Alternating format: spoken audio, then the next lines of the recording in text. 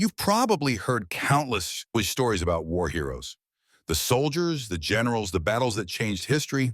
But here's something we rarely talk about. The heroes who didn't carry rifles. They carried bandages. In the middle of gunfire and chaos, while everyone else was trying to survive, they were running toward the wounded. These were the nurses, the medics, the field workers, the people who turned tents into hospitals and blood-soaked battlefields into places of hope. Most of their names never made it into history books. No medals, no parades, no glory. Yet millions of soldiers only made it home because of them. And the craziest part? The modern medical systems we rely on today, from emergency triage to mobile hospitals, all began with their work on the front lines. So today we're uncovering the forgotten side of war, the silent, life-saving stories of those who risked everything to heal a world at war. Trust me, once you know what they went through, you'll never look at heroism the same way again. When we think of war, we picture the thunder of tanks, soldiers storming beaches, and flags raised over victory. But there's another kind of battlefield, quieter yet just as brutal. One where the weapons aren't guns, they're bandages, morphine, and sheer courage. Picture this. Explosions echo in the distance. The ground trembles, and through the smoke, someone's shouting for help. And then, out of the haze appears a nurse, crawling through the mud, clutching a medical kit instead of a rifle. She's not there to fight, she's there to save. While everyone else was trying to survive, these people ran toward the wounded. They worked in blood-soaked tents, sometimes under fire, sometimes with barely any supplies, but always with the same goal, like you're saying, Imam, keep someone else alive. Most of us have never heard their names. No history book chapters, no grand monuments. But without them, entire armies would have collapsed. Millions who came home wouldn't have. They were the nurses, the medics, the field workers, the workers, the unarmed heroes of war. They didn't make headlines, but they made survival possible. And here's the wild part. The methods they created on those front lines, from field surgery to triage, are the backbone of the emergency medicine we still use today. Every ER you've ever seen, it traces back to them. These are the people who stitched humanity back together while the world was tearing itself apart. They didn't fight to win land, they fought to save lives. And in this video, we're going to finally give them what history never did, the recognition they deserve. Because once you see what they went through and how much they changed the world, you'll realize they were every bit as heroic as the soldiers they saved. You know what's strange? For a group of people who literally kept millions alive, hardly anyone talks about them. It's almost like history quietly turned the page and moved on, leaving their names buried somewhere between footnotes and faded photographs. Why? Well, part of it comes down to how war stories are told. When we think about war, we think in terms of victories, strategy, and heroism on the battlefield. The action, the explosions, the decisive moments. That's what makes it into the history books, the documentaries, the movies. But the nurses and medics, their victories didn't happen in battlefields. They happened in makeshift tents, dimly lit hospital rooms, and muddy trenches filled with the wounded. Their wins didn't change maps. They changed heartbeats. And because their work was behind the scenes, history didn't celebrate them the same way. They didn't raise flags. They didn't charge hills.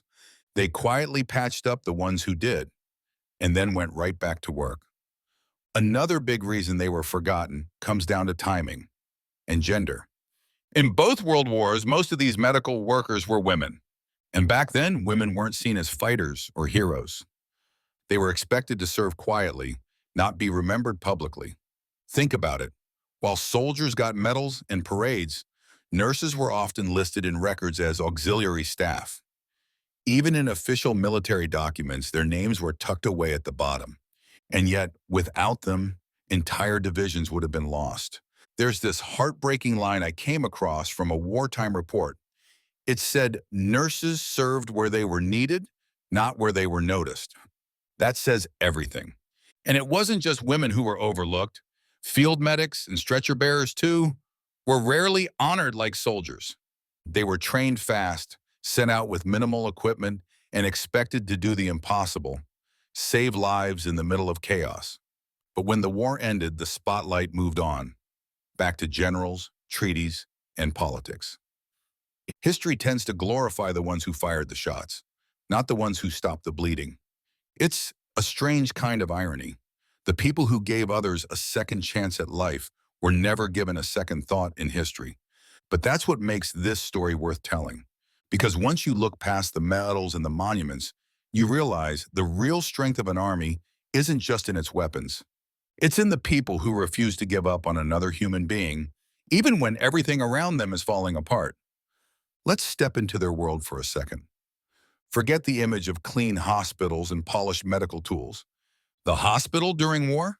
It was usually a tent, sometimes just a canvas sheet stretched over mud, surrounded by the echo of distant gunfire. Inside, there was no silence. You'd hear groans, shouting, the clatter of metal trays, the bark of orders shouted through the noise. And in the middle of it all, nurses, medics, field surgeons, working nonstop, hands shaking not from fear, but from exhaustion. They didn't have enough supplies. Sometimes they'd run out of morphine, so they'd have to look a man in the eye and tell him to bite down on a strap while they worked. They'd run out of clean bandages, so they'd boil old ones to reuse them. Every choice was a gamble. Save this soldier first, or that one. There wasn't time to think, only to act. This was called triage, a system born from necessity. It meant deciding in seconds who had a chance to live and who didn't. Imagine that you're 23 years old, standing in the middle of chaos, and you have to make that call. That's the kind of decision these medics made every single day. And they weren't safe just because they weren't fighting. Field hospitals were often set up right behind the front lines, close enough that shells could, and often did, hit them. There are stories of nurses performing surgeries while bombs fell nearby, dust and shrapnel shaking the ground under their feet. Some even lost their lives mid-operation, refusing to abandon their patients. According to historical records from the U.S. Army Medical Department, many of these frontline units were mobile, meaning they packed up everything, from stretchers to scalpels, and followed the troops wherever they went. That's how close they were to danger. They weren't behind the war, they were in it. And let's not forget the medics on the battlefield itself. No helmets, no weapons, just a red cross on their arm, and a prayer that enemy soldiers would honor it, which honestly didn't always happen. They'd crawl out under fire, dragging wounded men back to safety, sometimes using their own bodies as shields. They carried morphine in one pocket, bandages in another, and courage in both. There's this one medic's diary entry from World War II that always stuck with me. He wrote, "The hardest part isn't the bullets. It's holding a dying man's hand and pretending he'll make it, even when you know he won't." That right there, that's the reality they lived with. And still, they didn't stop. Some of them went 48, even 72 hours without sleep, moving from one patient to another, fueled by coffee, adrenaline, and pure determination. They weren't thinking about glory. They were thinking about one thing. Can I save this person before it's too late? By the end of World War II, the medical corps had treated tens of millions of wounded soldiers. Their relentless effort pushed survival rates to levels no one thought possible.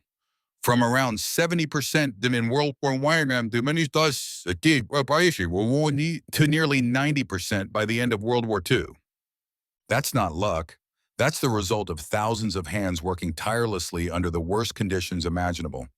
So, while history often remembers who won the battles, it rarely remembers who saved the wounded. But this, the tents, the blood, the chaos, the impossible choices, this was the real frontline. This was where humanity fought back against the horror of war, one heartbeat at a time. If you ever want to see what real courage looks like, not the kind in movies, but the kind that shows up when the world is falling apart, look at the women who served in war. These women didn't pick up rifles. They picked up stretchers. They weren't sent to destroy, they were sent to heal. And yet, they faced the same danger, the same fear, and sometimes the same fate as the soldiers they cared for. During both world wars, women stepped into roles that no one expected them to fill. Thousands joined the Army, Nurse Corps, the American Red Cross, and the British Voluntary Aid Detachments, known as the VADS. Some worked in city hospitals turned into military wards. Others followed troops into jungles, deserts, and frozen battlefields, sometimes with no more than a canvas tent and a lantern to work by. Now imagine this. You're a young woman, maybe in your early 20s, sent thousands of miles from home. You're surrounded by wounded soldiers, the smell of antiseptic and gunpowder in the air. You haven't slept in 2 days, but you can't stop because there are still voices calling for help. That was their reality. They stitched, cleaned, bandaged, and comforted, often while shells fell nearby. And when the wounded couldn't be saved, they held their hands, whispered to them and stayed until the very end. There's this one story, Lieutenant Frances Slanger, a U.S. Army nurse in World War II. She had just written a letter home, praising the bravery of American soldiers, saying how proud she was to serve them. Hours later, she was killed by enemy fire while tending to the wounded in Europe. She became one of the first American nurses to die in the line of duty overseas. And she wasn't the only one. According to records collected by Fold 3, hundreds of military nurses died during World War II, from bombings, diseases, shipwrecks, and even while treating patients during air raids. These women didn't have weapons. Their protection was a Red Cross emblem on their arm and a hope that it meant something to whoever saw it. In Britain, VAD nurses worked through bombings during the Blitz, pulling survivors from rubble and treating them in underground shelters.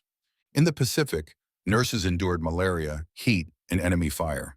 And on the Eastern Front, Soviet women, often as young as 19, served as field medics, dragging wounded soldiers off battlefields under sniper fire. They called them angels, but the truth is they were warriors of compassion. They carried more weight than anyone should, and they did it without complaint, without glory, and often without recognition. One British nurse wrote in her diary, "We stopped counting how many we saved. We only counted how many we lost." That one line captures it all, the quiet heartbreak that came with their duty. And beyond the war zones, there were thousands of women working behind the scenes too, organizing blood drives, running mobile clinics, and managing evacuation hospitals. They created an entire support system that kept the military alive from the inside out.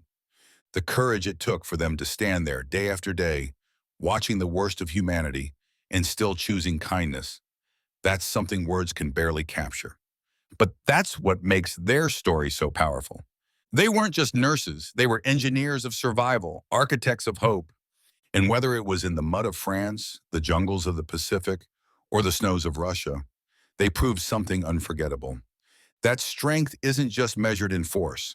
Sometimes it's measured in the steady hands that heal when everyone else is breaking. If nurses were the heartbeat behind the war, medics were the hands that grabbed it and tried to keep it beating in the middle of the battlefield. These weren't women or men sitting safely behind lines. These were soldiers who ran straight into danger, often unarmed, with nothing but a first aid kit and a determination to save lives. Picture this: bullets flying overhead, explosions shaking the ground, smoke filling your lungs, and there's someone crawling through that chaos carrying a stretcher. They had no rifle to defend themselves. Their uniform wasn't armor. It was olive drab, marked only by a red cross. And still, they moved forward. Always forward. They were trained for emergencies, yes, but nothing could truly prepare them for the reality of war. A medic might find himself trying to stop a soldier from bleeding out, while another soldier falls just a few feet away. Every second was a life or death gamble, and the choices had to be made in a heartbeat. Take Desmond Doss, for example, an American medic in World War II. He refused to carry a weapon, choosing instead to save lives. On one mission, he single-handedly rescued 75 men during the Battle of Okinawa, lowering them one by one down a cliff while under enemy fire. That's not just bravery, that's a kind of courage most of us can barely imagine. And Doss wasn't unique. Thousands of medics across Europe, the Pacific, Africa, and Asia risked everything. Day after day, they learned to perform emergency surgeries in tents with dirt floors, treat infections with limited supplies, and improvise when every resource ran out. Some were only 18 or 19 years old. Some had never seen a battlefield before, yet there they were, saving strangers' lives while chaos swirled around them. Here's a fact that might surprise you. Thanks to these medics, survival rates for injured soldiers skyrocketed. By the end of World War II, nearly 9 out of 10 wounded soldiers survived, an incredible jump from previous wars. That increase wasn't magic. It was the result of medics running into bullets, shelling, and smoke, refusing to leave a single soldier behind. And it wasn't just the front lines. These medics also trained others, organized field hospitals, and developed new techniques under pressure. Their work became the foundation for modern battlefield medicine, the kind of procedures that save countless lives in conflicts even today. But here's the thing, while history often remembers generals and battles, it rarely remembers the medics who crawled through mud and gunfire to drag someone back from death. Yet without them, every victory would have been hollow. An army can't win if its people don't survive. They didn't fight to conquer. They fought to save. And every life they carried off that battlefield, every heartbeat they kept going, was a victory in itself. These are the true angels in olive drab. They didn't seek glory. They didn't want medals. They just wanted one thing, to get their fellow soldiers home alive. When we talk about war heroes, we usually think of Europe, the beaches of Normandy, the streets of London, the forests of Germany. But the truth is, the real story of courage stretches far beyond the European front. Across the globe, nurses, medics, and field workers were putting themselves in harm's way in ways most of us can barely imagine. In the Pacific, for example, American and Filipino nurses tended to soldiers in sweltering jungles, surrounded by mosquitoes, disease, and constant enemy fire. They worked in makeshift hospitals, often nothing more than bamboo huts or tents, with barely enough medicine to go around. Meanwhile, in Asia and Africa, medics faced completely different challenges: heat, malaria, and remote locations that made even getting supplies a battle in itself. And yet, they didn't stop. They carried wounded soldiers through thick mud, across rivers, and up hills, just to get them to care. Even on the Eastern Front, Soviet women and medics were performing miracles. Teenage girls, armed only with first aid kits, would drag injured soldiers from snow-covered battlefields while shells whistled overhead. They didn't have the comfort of hospitals or modern equipment, just determination, courage, and the will to keep someone alive. And it wasn't just military personnel. Local volunteers, sometimes entire communities, became frontline support. They dug makeshift hospitals out of whatever building survived, carried water, cleaned wounds, and comforted the dying, all while facing starvation, bombings, and disease themselves. Here's the thing. The courage displayed wasn't measured by medals or publicity. It was measured by lives saved, sometimes dozens in a single day, in conditions that most of us couldn't survive an hour in. Every corner of the globe saw this same story.